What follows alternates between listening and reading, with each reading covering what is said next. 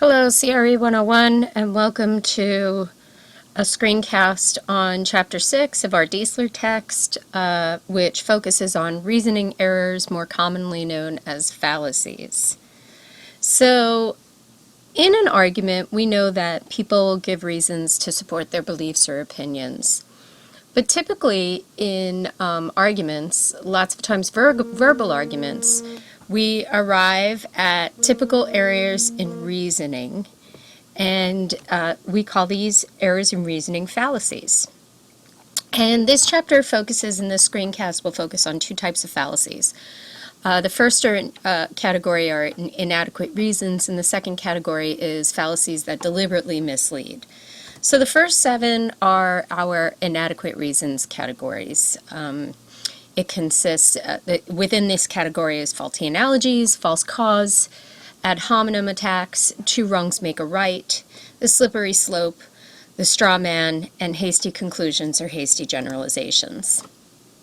So the first one is a faulty analogy. As you know, a proper analogy is A is to B as C is to D, comparing 2 things that are similar. In a faulty analogy, people compare 2 things that are dissimilar.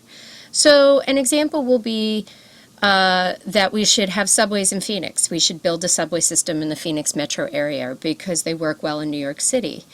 Why this analogy is faulty? Because we're missing the key difference that Phoenix is a vastly different geographical area than New York City. New York City subway system covers maybe 15 miles of land.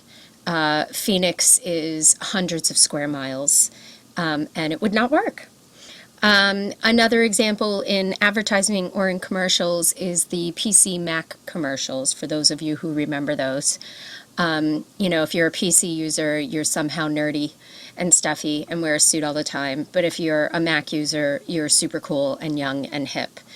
They're just too dissimilar to compare. There's all sorts of things wrong with that faulty analogy. So our second case is the false cause. Its Latin name is post hoc ergo propter hoc, meaning after this, therefore, because of this. And at its core are superstitions, believe it or not, because one thing occurs, something caused it to happen that followed in time, preceded in time.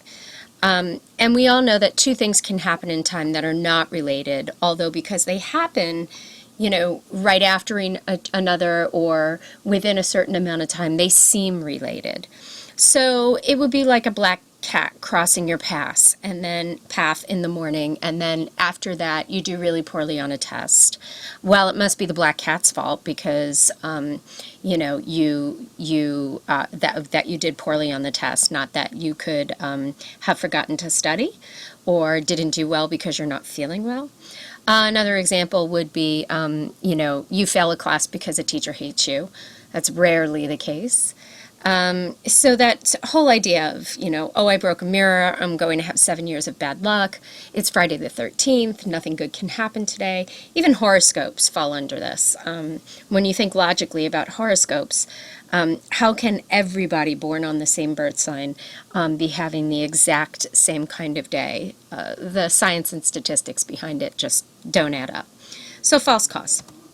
3 is ad hominem. It literally translates to against the man, and it occurs when a person is attacked based on an irrelevant issue. So here's a comic that does a good job of playing with ad hominem and explaining it. But, the example of a woman running for city council who is raising her children at home. How can she be a good city council member? All she does is stay at home. So, an irrelevant issue. The fact that she's a stay-at-home mom completely discredits any of her educational experience, her personal experience. And there's a couple other there about dress. Lots of times we attack people based on the way they look or what others have said about them and not necessarily on the issue at hand. The fourth in this category is 2 wrongs make a right. So someone rationalizes that one person or group's action is justified because another's actions were worse. My kids like to do this a lot, by the way. Well, so-and-so did it, so why am I in trouble? An example is, you copy one answer on a test, but the other person cheated on the whole thing, so somehow your actions are justified because they were not as worse as that other's person's. Getting dumped by a guy, so you go out and trash his car because for some reason dumping you was just so much worse than perhaps trashing his car. Slippery slope is the fifth fallacy we're reviewing here or covering here. This is when one event occurs, other events will follow in an uncontrollable way. This includes crazy predictions, and it's typically a domino effect of argument. So a slight example would be if we cancel the Neighborhood Watch program, the crime rate will skyrocket. That uncontrollable idea is really not going to happen if you cancel a Neighborhood Watch program. This billboard is a really great example of a slippery slope. Anti-God is anti-American, anti-American is treason, traitors lead to civil war. So essentially, if you don't believe in God, you're going to somehow cause a civil war in the United States. Obviously, millions of people are atheists, and we're no closer to a civil war now than we were, 200 years ago when we had one. So that idea is a slippery slope. The sixth one is a straw man. It's when we take a reasonable, moderate, arguable position of another person and we turn it into an extreme position that is easier to refute. You make a mountain out of a molehill is a way to describe it in a cliche way. This happens so much in politics, especially to whoever is in office and their agenda. So the president's agenda is typically strawman to death. So an example would be the immigration debate. The position is that, one person's position is that illegal immigrants work hard, they do jobs that American citizens won't do, they pay taxes and strengthen the economy. And the opposing viewpoint's reaction would be the straw man, saying that because that person is arguing this point of view, he actually just wants to destroy the borders, let everyone have free healthcare and education, and if we do that, our country will be ruined. So it's kind of interesting because this is not only a straw man, but a slippery slope here. And that's one of the things that happens a lot in fallacies. You'll find that they're combined. The last in this category is a hasty conclusion, and it's when you draw a conclusion on the basis of insufficient information.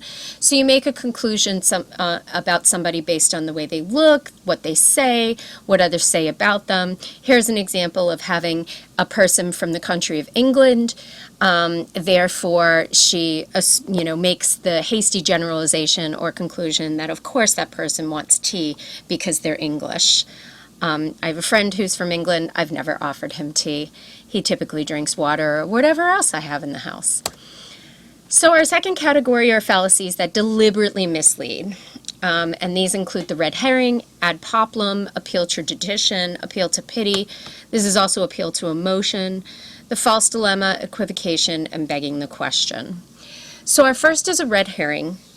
And that's when somebody deliberately brings up a different topic, so we abandon the first one. So person S here wants to talk about the environment, but this person says we can't worry about the environment. We're in the middle of a war. The herring is the word war. Now we're going to talk about war instead of the environment, thus being successful of throwing a red herring in the works. Ad populum is the bandwagon theory. Everybody's doing it, so it must be good or better. Here's an example of a got milk ad. We have hundreds of these. If Superman drinks milk, it must be good. Everybody can be like Superman, therefore I should drink milk.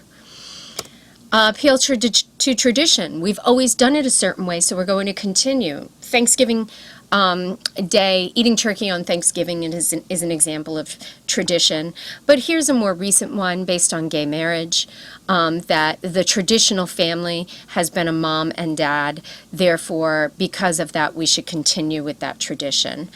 Really, it takes away from the idea of the true issue there. Appeal to pity is also an appeal to emotion, feeling compassion for people, feeling emotions, and getting won over in arguments because of that. an example here of a murderer who should not be put in jail because his family will be destitute without him. Here's a visual example of appeal to pity. Adoption commercials, especially for animals, really tug on the heartstrings. So those are some examples of appeal to pity. Our fifth one is false dilemma. It's an either-or fallacy. We look at two extreme choices and only focus on those two extremes.